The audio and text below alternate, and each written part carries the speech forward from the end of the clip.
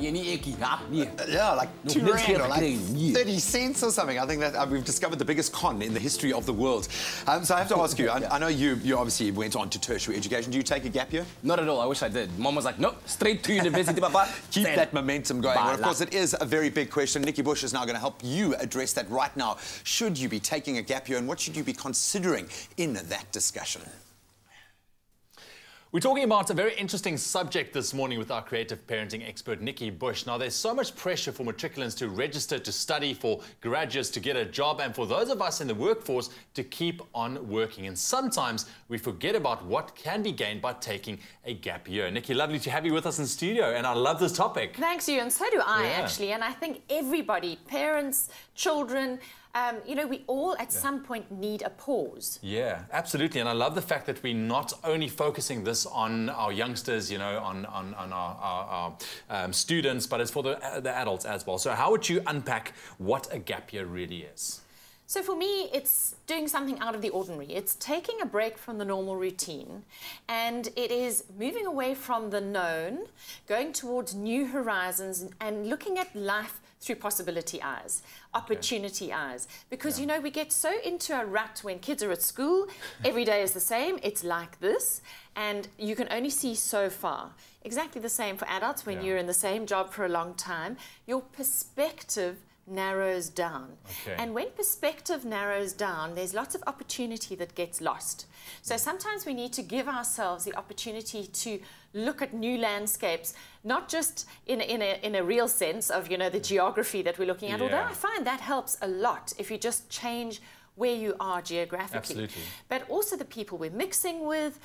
You know, when you step out and you go just into a neighboring suburb, let alone overseas, you can actually see life through different lenses. I like that. And that's important because it's refreshing, you know. But gap years shouldn't be a free-for-all. We're talking about having a constructive time, and it doesn't have to be a year. It could be a month, it could be a week, it could be 6 months. And we need to plan these things because they need to be about growth and adventure and preparation for life, for what comes next. Absolutely. So if you have to say the value of a gap year, it really comes down to just broadening your horizons, making you see so much more than you're actually seeing in the moment. Enriching you because you see things from different angles. I remember I was very fortunate to be on an exchange program in my post-matric year. I had never seen South Africa from that perspective, from living outside of South Africa. I came home and completely reset my compass because I was exposed to people who had different life experiences to my own parents.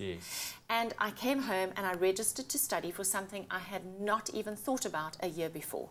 And I'd left the country with a real black and white, clear idea of what I was going to do, what I was going to be, came back and turned it on its head. You see, there's so much value to it. I mean, for myself, I took a gap year after matric as well, but I didn't have a plan, you know, per se, to what am I going to do with that gap year. But what it led to was self-discovery.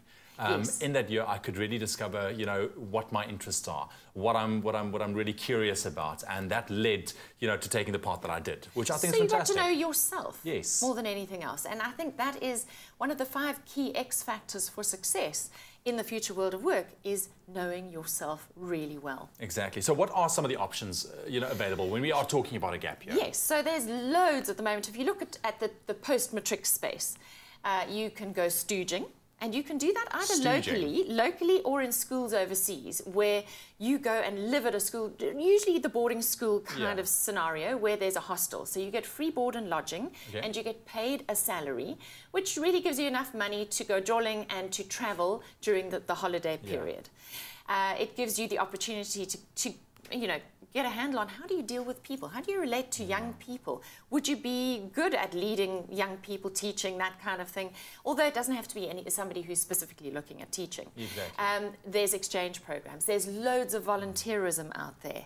There's summer camps if you can afford to go overseas, obviously. So, and you know, there you go for kind of 6 weeks, and you can go on equestrian ones or water sports ones, or you can go and work with disabled children, very specifically.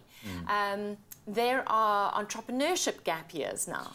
There are leadership gap years. There's personal questing, where you can go and put yourself against the environment and against other people.